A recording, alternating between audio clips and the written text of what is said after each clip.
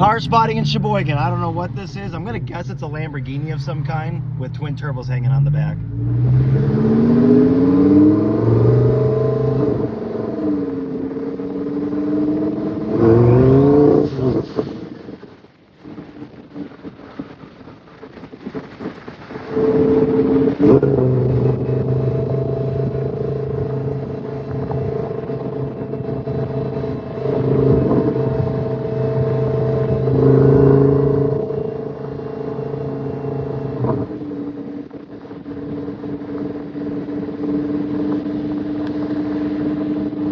I just realized he's got Michigan plates.